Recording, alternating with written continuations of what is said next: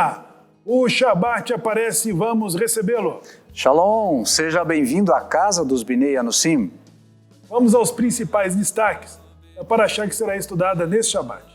A Parashá Vaigash começa com a súplica ardorosa de Yehudá ao poderoso governante egípcio, Yosef, ainda disfarçado, suplicando pela vida de Benjamim, alegando que Jacó certamente morreria de dor se perdesse seu filho mais jovem. Yehudá se oferece para permanecer no Egito como escravo no lugar do irmão mais novo. Yosef, então, decide revelar a sua identidade aos seus atônitos irmãos, perdoando-os por vendê-lo como escravo, declarando que Deus enviou ao Egito era um plano divino para preparar a sobrevivência na época de escassez. Yosef então os envia de volta para a terra de Israel, carregados de presentes, pedindo que tragam Yaakov e sua família para o Egito, onde viveriam na província de Goshen. Antes de Yaakov partir, Deus aparece a ele, reafirmando-lhe que os acompanhará e que no final eles retornarão à terra de Eretz Israel, como uma grande nação.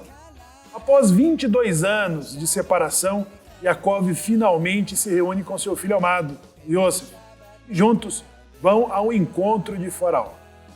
A porção termina descrevendo como Yosef usou seus vastos poderes para amealhar quase toda a riqueza do Egito para o tesouro do faraó. Uau, que surpreendente, né?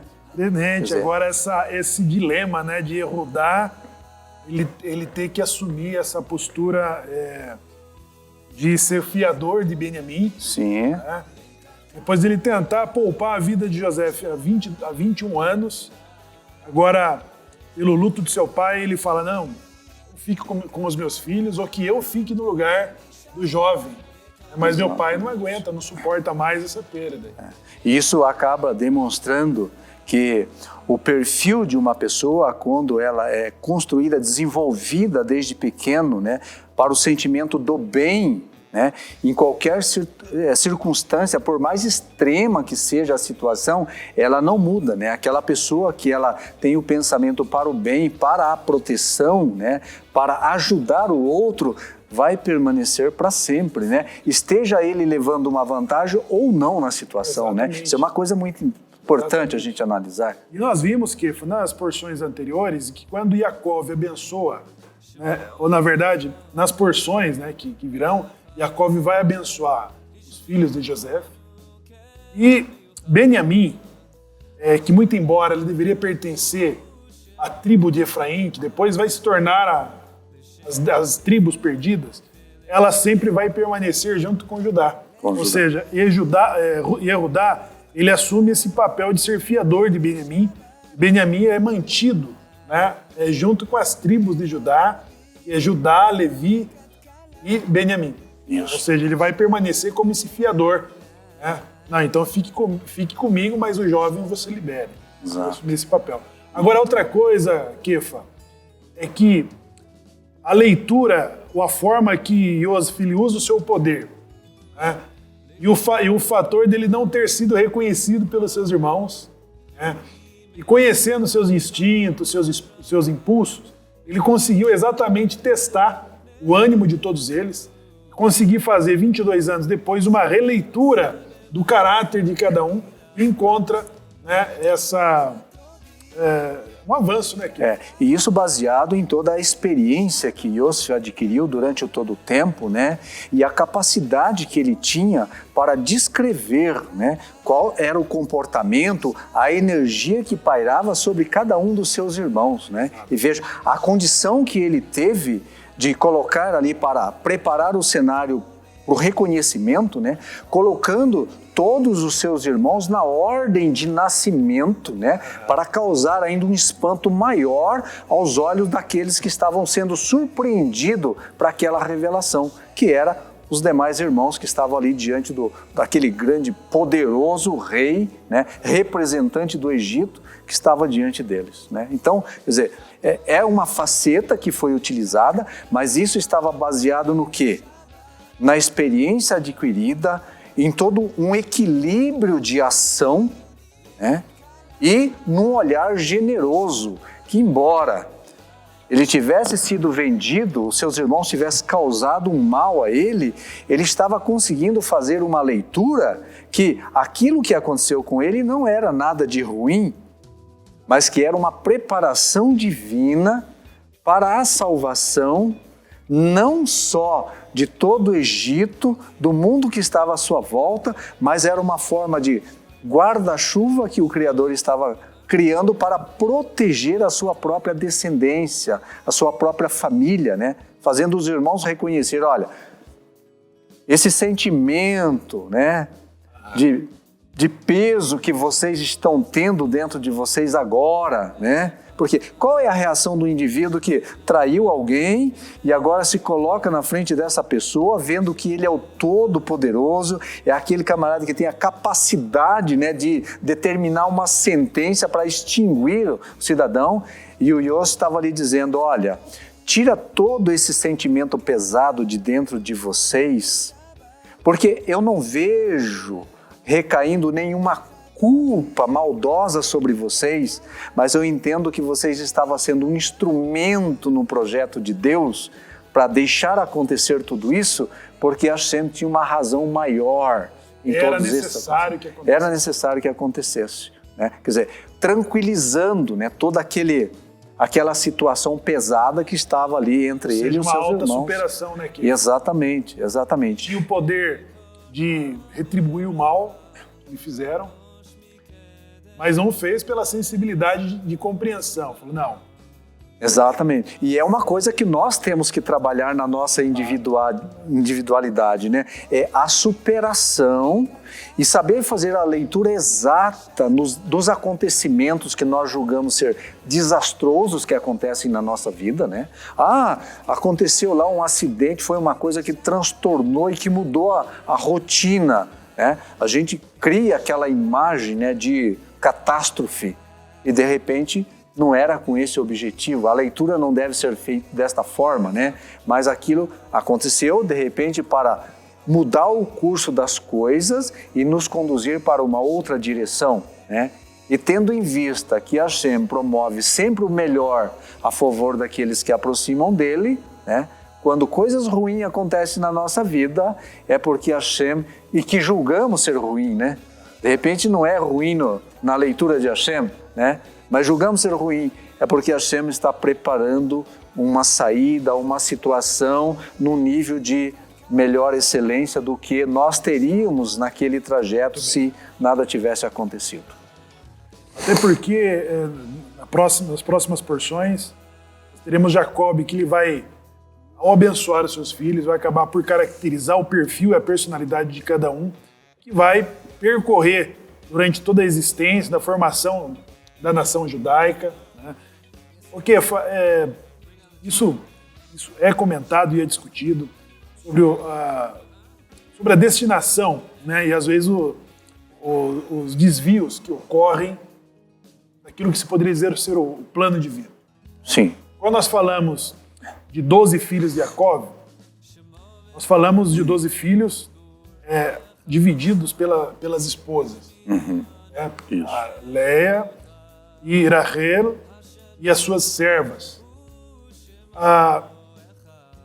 Quando Lavan ele fala para Jacó, não é aqui é diferente, aqui não é certo que a mais nova se case antes que a mais velha. Sim. Né? E anterior a isso ainda, nós temos na percepção de Esav, quando ele vê que os pais enviaram Jacob para casar com as filhas de Lavan, ele vai contrair um casamento exatamente com a filha de Ismael. Né? Ele tenta consertar uma situação lá, né, que ele começou errado. Então, os nossos sábios dizem e discutem uma coisa interessante, que é de que Leia, na verdade, ela seria destinada ao próprio Esav. De que Rachel era a que seria mesmo, de fato, destinada a Jacó.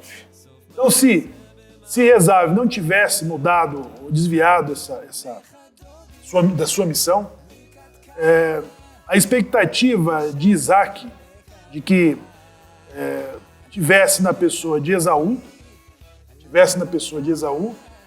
e na pessoa de Jacob duas distinções que atuariam juntas no plano do legado que Deus deu a Abraão, que é um reino, uma atividade de material, física, de caça, de conquista, de aquisições, e a outra de sacerdócio, de ensinar, de estudar, que seria o papel de Jacob e de Esav.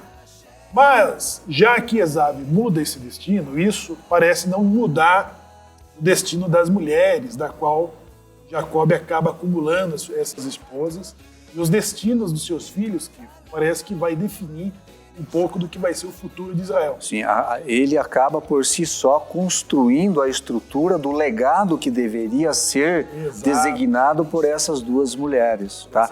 Mas, Samuel, uma coisa interessante, importante para a gente analisar nesse quadro é o seguinte: mesmo que a Hashem tenha uma projeção e nos coloca muitas vezes no cenário do mundo, da existência, para ser protagonizador de uma situação, tá?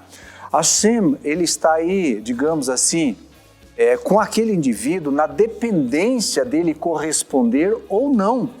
E é uma coisa interessante nós ver que nós temos o poder de decidir se nós queremos ou não queremos, né? Nós vemos a apelação que Hashem faz, olhando mais no princípio lá, quando Caim estava ali carregado de fúria para dar fim no seu irmão, chega alguém interpelando a ele e diz: olha, se você quiser, você muda o cenário, o destino, a direção dos acontecimentos. Vai depender de você eliminar essa maldade, esse mal que está para acontecer e que está às portas. Então, exato. Então tem muitas coisas, para o bem ou para o mal, nós temos o domínio de decidir, né, se vamos contribuir para o bem ou se não vamos, né? Então, nós temos que ter uma certa sensibilidade nisso, a partir do momento que nós tivemos o privilégio de alcançar um determinado conhecimento, né, para definir entre o bem e o mal, né, a que direção nós vamos caminhar, a que nível nós vamos contribuir, vamos colaborar com o projeto de Deus. Podemos seguir a missão que foi confiada a nós. Isso. Tendo domínio sobre os nossos maus impulsos. Isso. Ou baixar o nível. Exatamente. Não que o propósito se perca, né? Porque agora nós estamos olhando aqui... Não significa que Deus perca o controle ou desista da direção que Ele quer conduzir. Porque agora nós estamos olhando exatamente para essas duas figuras antagônicas, que é a figura de José, né, o filho de Rahel, que seria o potencial filho de Jacob. E nós temos Judá, filho de Leia, que seria o outro príncipe, filho de Leia com Esav, né? Então nós temos essas duas figuras que elas atuarão com uma certa distinção, né? E depois nós temos José, depois nós teremos Yehoshua, Ben-Nun, né? que é o que vai conquistar a terra, né? Vai fazer essa linha de frente como sucessor de Moisés. Depois nós temos Benjamim, o primeiro rei, o rei Saul, né? O rei Saul que vai ser o primeiro rei da dinastia, que também está nessa família. E isso vai se desdobrar até Esther, lá na Pérsia, né, com Mordecai. E Judá, ele vai também... Você vê que a última porção ela teve um pequeno desvio para falar sobre os filhos, né, de Tamar, que ele vai ter, né, e que eles também terão esse papel adiante. Então existe um papel que se desenrola, né, daquilo que foi formado pelas mulheres, que ela não mudou seu destino, elas não perderam o foco da coisa, né? Muito embora Esav ele saia um pouco do roteiro, mas tanto Jacob como Esav eles caminharão paralelamente e depois, em algum momento, isso vai precisar ser unido novamente. Né?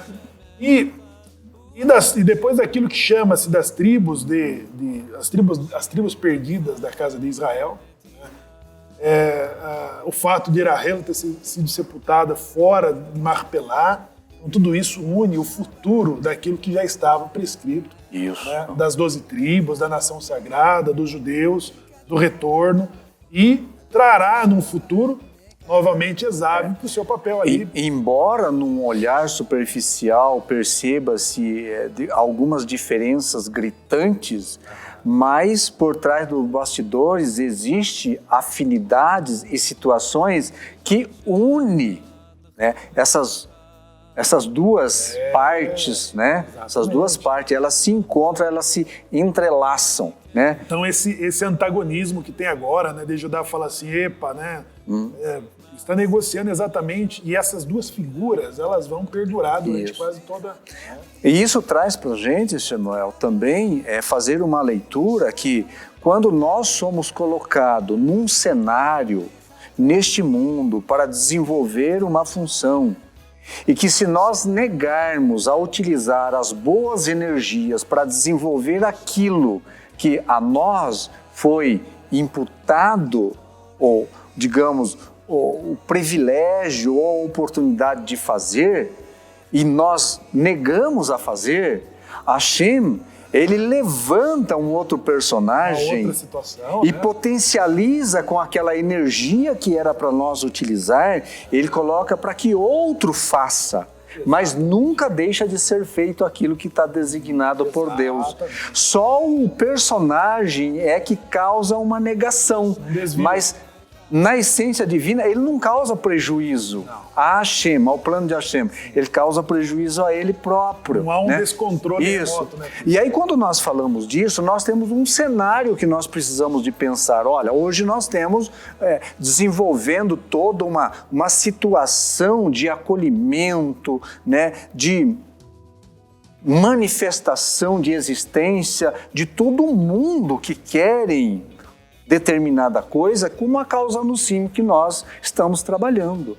Então, um indivíduo que está lá com todo o potencial, né, com todas as condições, né, para ajudar, para desenvolver, para investir, para fazer acontecer, e ele se nega a fazer isso, tá? No momento representa um certo prejuízo que ele está dando para a causa. Mas é certo que logo ali na frente, Hashem vai levantar um outro indivíduo que não estava na rota para fazer o que ele se negou a fazer. Para utilizar dos méritos que ele deveria ter com a ação de tudo aquilo que Hashem depositou nas mãos dele. Então, nunca se negar de uma missão nobre que envolve o sentimento e a causa de Hashem. Porque senão Deus coloca uma outra pessoa para fazer aquilo que nós deveríamos fazer. Foi o que Mordecai interpelou a Esther, que é descendente, né, de José. Né? Sim. Então foi nessa interpelação que ele diz, olha, se você não fizer nada sobre isso, a ajuda virá de outro canto. De outro canto, exatamente. Mas não pense que você e sua família vai ser poupada. Né? Então, o que a gente tem a dizer para todas as pessoas que têm a oportunidade de aproximar de uma causa nobre e de repente ser o protagonista de um grande acontecimento, né, pelo que ele pode fazer, é não deixar de fazer aquilo que você tem condições de fazer. Não deixar de dar a sua contribuição na sua condição, na sua realidade, né? Porque senão é o que nós estamos aí falando.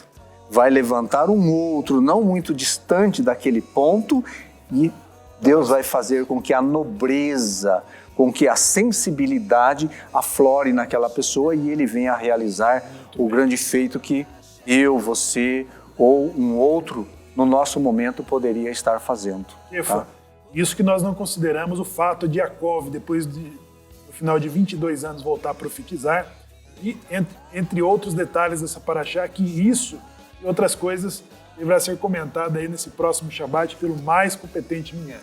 E numa linguagem, né, que fala de Anussim para Anussim, né, e nós sugerimos a você que compartilhe este vídeo com seus amigos, compartilhe no Facebook e inscreva-se em nosso canal e ative lá o sininho, né, das notificações, né? E lembrando que essa produção está sendo compartilhada com a Rádio de Portugal, a Rádio Judaica Portuguesa, né, direto de Belmonte, em Portugal, né?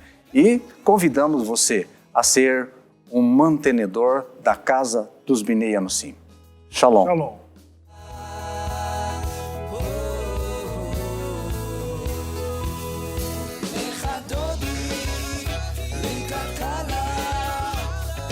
Shabbat.